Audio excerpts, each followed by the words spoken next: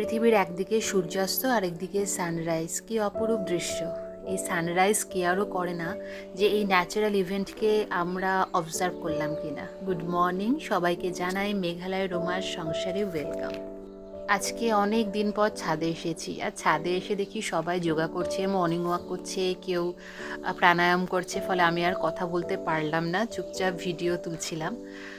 আজকে দিনটা একটুখানি চাপমুক্ত, ওরকম প্রেশার নেই, কারণ আজকে হচ্ছে ছোটো মেয়েটার রিপোর্ট কার্ড। ছোটো মেয়েকে নিয়ে ওর পাপা স্কুলে যাবে রিপোর্ট কার্ড আনতে, আর আমি একটু দেরি করেই আজকে কাজে যাব। কাজ আজকে নেই, আজকে একটা প্রোগ্রাম আছে, সেটা অ্যাটেন্ড করতে যাব। আমার মনে আছে কোভিডের সময় মানুষ যখন একাকিত্বে ভুগছিল, ডিপ্রেশনে চলে যাচ্ছিল, সবার মন খারাপ, তখন এরকম আমি একটা লেকচার শুনেছিলাম। সেখানে বলেছিল get out and watch sunrise. তার কারণ হচ্ছে ভোরবেলার সানলাইট আমাদের সেলগুলোকে অনেকটাই রিচার্জ করে দেয়।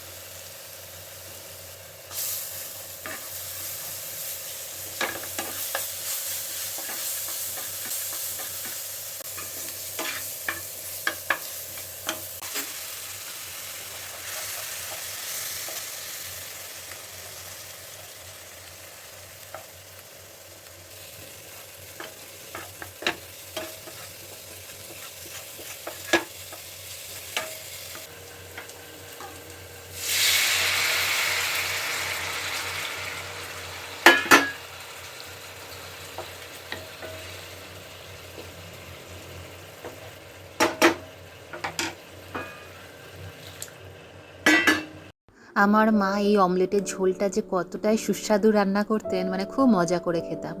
আজকে যখন রান্না করছিলাম মার কথা খুব মনে পড়ছিল। দুপুরে খেয়ে নেব, কারণ একটু আমার খেতে ইচ্ছা করছিল, কেননা অনেক দিন ধরেই পাবদা মাছ খাচ্ছি, এখনও পাবদা মাছ ঘরে অনেকটাই জমে রয়েছে। আজকে এই ভাত আর মাছ করে বেরিয়ে যাব।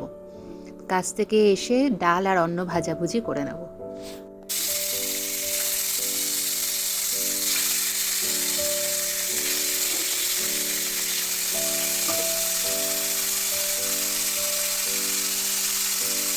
এখানে আজকে একদম কালো জিরা আর বেগুন দিয়ে পাতলা ঝোল বানাবো, কাঁচা লঙ্কা দিয়ে।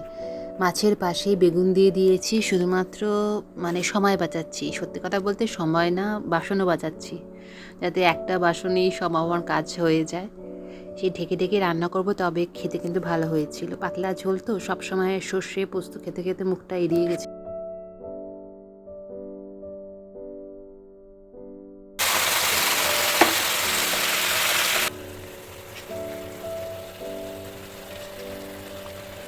এটা হচ্ছে আমার একটা খুব কষ্টের কাজ, এই চারতলায় এসে ছাদে জামা কাপড় দেওয়া। এরপরে কাজে বেরিয়ে যাব।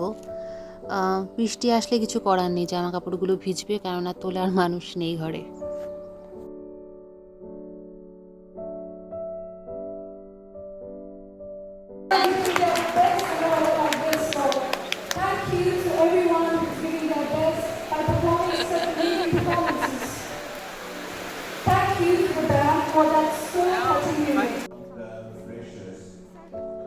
So that is what we would like to tell you today. I would like to congratulate all the performers and also all of you who have come to participate in this program.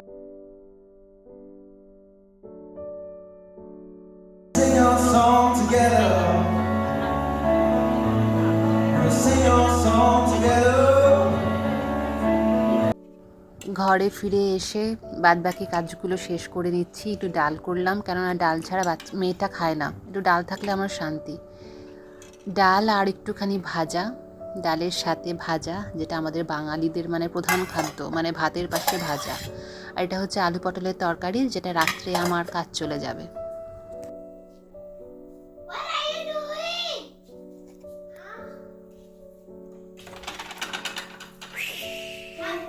baby Ayas has come.